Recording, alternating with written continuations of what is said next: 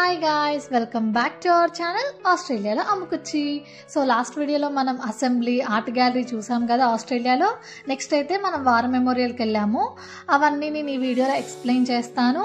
అంతకంటే ముందు ఇంకా ఆ వీడియో ఎవరైనా చూడకపోతే వెంటనే వెళ్ళి చూసేయండి. అండ్ ఇంకా మన ఛానల్ ఎవరైనా సబ్స్క్రైబ్ చేసుకోకపోతే ఇప్పుడే వెళ్ళి సబ్స్క్రైబ్ చేసుకోండి. సో గాయ్స్, ఇప్పుడు మీకు చూస్తున్నారు కదా, ఇదే వార్ మెమోరియల్ అండి. సో మేమైతే కింద గ్రౌండ్ ఫ్లోర్లో కార్ పార్క్ చేసుకొని పైకి వచ్చేసాము. ఎంట్రన్స్ పైనుంచే ఉంది, కింద నుంచి లేదు. సో ఇది వార్ మెమోరియల్ ఎప్పుడు కన్స్ట్రక్ట్ చేశారంటే 1930s ఈ బిల్డింగ్ కన్స్ట్రక్షన్ చేశారంట. బట్ అఫీషియల్ గా పబ్లిక్ చూడడానికి వచ్చింది మాత్రం ఓపెన్ చేసింది 1941లో. అండ్ ఆల్సో 1980 నుంచి 2000లో కూడా కొన్ని కన్స్ట్రక్షన్స్ చేశారంట వార్ ఎగ్జిబిషన్ కోసం అనేసి.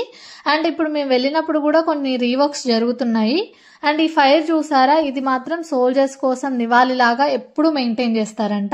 మీరు గమనిస్తే ఆ వాల్స్ మీద బ్లాక్ లెటర్స్ తో కొన్ని నేమ్స్ లాగా కనిపిస్తున్నాయి కదా, అవైతే కొన్ని countries names like Korea, Vietnam, Gulf, UK, Germany ఇలా ఉన్నాయి.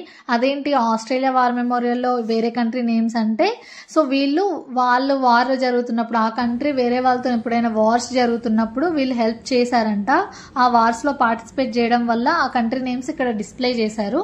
మేమైతే మెమోరియల్ లోపలికి ఎంటర్ అయిపోయాము. ఇక్కడ చూసారా, ఫ్లవర్స్ తో బ్లాక్ బోర్డ్ మీద కొన్ని నేమ్స్ రాశారు. సో వాళ్ళు ఎవరెవరు ఏ వార్ లో చనిపోయిన సోల్జర్స్ ఉంటారు కదా, వాళ్ళ నేమ్స్ ఇలా రాసి డిస్ప్లే చేస్తున్నారనమాట.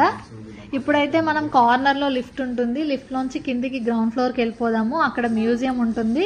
సో దట్ మనం అన్ని చూడొచ్చు, ఏమేమి ఉన్నాయి ఎక్స్ప్లోర్ చేయొచ్చు మ్యూజియంలో. మాకు ఎంటర్ అవ్వగానే మొత్తం లైక్ సోల్జర్స్ అప్పటి ఫొటోస్ కానీ, వాళ్ళు వార్ టైంలో తీసుకున్న కొన్ని రేర్ పిక్చర్స్, వాళ్ళు వేసుకున్న డ్రెస్సెస్, వాళ్ళు వాడిన ఎక్విప్మెంట్, ఇలా చాలా డిస్ప్లే చేశారు. నాకు పర్సనల్గా ఈ మెమోరియల్లో నచ్చింది ఏంటంటే ప్రతిదీ కూడా 3Dలో చూపించారు. లైక్ 3Dలో చూపించారంటే స్క్రీన్ మీద చూపించడం కాదు, ప్రతిదీ బయట పోర్ట్ఫోలియో ఇది నిజంగానే ఉంది, ఇక్కడ ఎయిర్ క్రాఫ్ట్ ఉంది, లోపల సోల్జర్ కూర్చొని వార్ చేస్తున్నారు అన్నట్టుగా చూపించారు. ఇక్కడ మీరు గమనిస్తే ఒక పిక్చర్ బ్యాక్గ్రౌండ్ స్క్రీన్ మీద ఉంది. సో అది ఎప్పుడో వాళ్ళు వార్లో పార్టిసిపేట్ చేసిన పిక్చర్, దాన్ని మొత్తం రీక్రియేట్ చేసి బయట కన్స్ట్రక్ట్ చేశారు. మనం నార్మల్గా బిల్డింగ్స్ చేసినప్పుడు దాన్ని పోర్ట్ఫోలియో క్రియేట్ చేస్తాం కదా, ఒకటి నమూనా అంటారు. సో అలా ఎవ్రీ పిక్చర్ కి ఒక నమూనా లాగా క్రియేట్ చేసి ఇక్కడ చూపిస్తున్నారనమాట. సో దట్ మనకే కాదు, ఈవెన్ చిన్న పిల్లలకు కూడా క్లియర్ గా అర్థం అవుతుంది. సో చిన్న పిల్లలకి ఏంటంటే ఇలా వార్ మెమోరియల్ ఇవన్నీ తీసుకొచ్చి డిస్ప్లేలో చూస్తే వాళ్ళు అంత ఇంట్రెస్టింగ్ గా చూస్తారో చూడలో తెలియదు.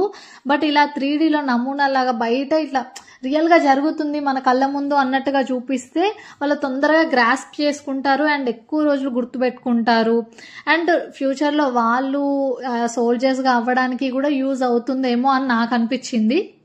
నెక్స్ట్ మేము సెకండ్ వరల్డ్ వార్ జరిగిన రూమ్ అట్ సైడ్ ప్లేస్కి వెళ్ళామన్నమాట. ఈ మ్యూజియంలో ఏం చేశారంటే వరల్డ్ వార్ 1కి వరల్డ్ వార్ 2కి కొంచెం డిఫరెన్షియేట్ చేసి పెట్టారు.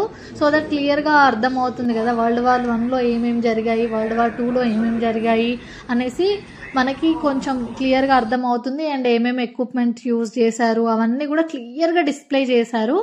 నాకు ఒకే ఒక డౌట్ మాత్రం ఉంది, ఈ ఎక్విప్మెంట్ అంతా నిజంగా అప్పటి ఎక్విప్మెంట్ అయినా లేదంటే ఇందాక చూపించినట్టు పోర్ట్ఫోలియోస్ క్రియేట్ చేసినట్టు ఈ ఎక్విప్మెంట్ ని కూడా క్రియేట్ చేశారా అన్నది మాత్రం నాకు క్లారిటీ లేదు.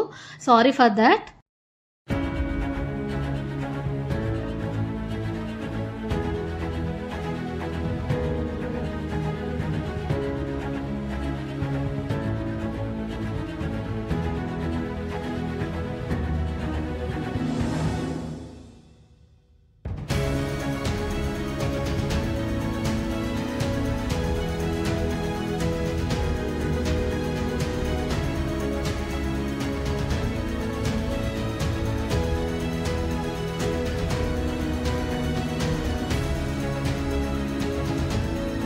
సో చూసారు కదా, చాలా బాగా డిస్ప్లే చేశారు. ప్రతిదీ కూడా ఎయిర్ క్రాఫ్ట్స్ కానీ, వెహికల్స్ కానీ, ఎక్విప్మెంట్స్ కానీ, అది నిజంగా మన ముందు జరుగుతుంది అనిపించింది. కొన్ని ఇందులో రియల్వి ఉండొచ్చు, కొన్ని ఏమో వాళ్ళే ప్రిపేర్ చేసినవి ఉండొచ్చు.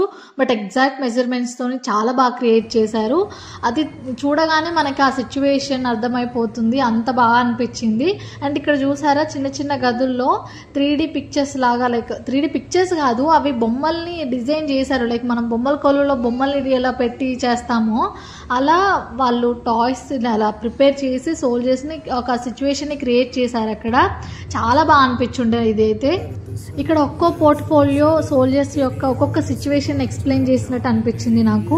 లైక్ వాళ్ళు చాలా డిఫరెంట్ టైప్ ఆఫ్ వెదర్స్లో వార్ చేస్తారు, లేదంటే డిఫరెంట్ ప్లేసెస్లో లైక్ సముద్రంలో చేస్తారు, లేదంటే ఫారెస్ట్లో యుద్ధాలు చేస్తారు, లేదంటే ఒక టౌన్లో జరిగేటప్పుడు వాళ్ళు ఎలా కౌంటర్ అటాక్ ఇస్తారు, వాళ్ళ ఎలా రక్షించుకుంటారు, పక్కన వాళ్ళు ఇంజూర్ అయితే వాళ్ళని ఎలా బ్యాకప్ చేస్తారు, ప్రతిదీ నాకు ఈ పోర్ట్ఫోలియోస్ నుంచి ఎక్స్ప్లెయిన్ చేసినట్టు క్లియర్గా విజువల్స్ కనిపించాయి. నాకు ఈ వార్ మెమోరియల్ మొత్తంలో నచ్చింది కూడా ఇదే. చిన్నపిల్లలకు కూడా ఈజీగా అర్థమయ్యేటట్టు ఉంటుంది. సో దట్ ఒక రెస్పాన్సిబిలిటీని ఫీల్ అవుతాం మనం వాటిని చూసినప్పుడు. ఎస్పెషల్లీ కిడ్స్కి అండి. నార్మల్గా కిడ్స్కి సోల్జర్ అంటే ఓకే బార్డర్లో ఉంటాడు రక్షిస్తాడని, కానీ అసలు ఎలాంటి సిచ్యువేషన్స్లో ఉంటాడు, అసలు అక్కడ ప్లేస్ ఎలా ఉంటుంది ఆ టైంలో అనేది ఇవి చూస్తే చాలా క్లియర్గా అర్థమవుతుంది. మేబీ ఒక కైండ్ ఆఫ్ రెస్పాన్సిబిలిటీ పుడుతుందేమో అనిపించింది నాకు. సో గైస్ చూసారు కదా, ఇదే వార్ మెమోరియల్. ఇక్కడతో మన క్యాన్బెరా ట్రిప్ కూడా కంప్లీట్ అయిపోయింది. మేము ఇంటికి వెళ్ళిపోతున్నామండి. సో మీకు ఎలా అనిపించింది వీడియో? ఇన్ఫర్మేటివ్గా అనిపించిందా? అయితే కింద కామెంట్ చేసేయండి అండ్ మన ఛానల్ని సబ్స్క్రైబ్ చేసుకోండి. అండ్ ఇంకా నా ట్రిప్ వీడియోస్ ఎవరైనా చూడకపోతే మన ఛానల్లో ఉంటాయి అండ్ నేను ఈ వీడియో కింద డిస్క్రిప్షన్లో కూడా ఇస్తాను. వెంటనే వెళ్ళి చెక్ చేసేయండి. Thank you guys, bye, see you on the next video.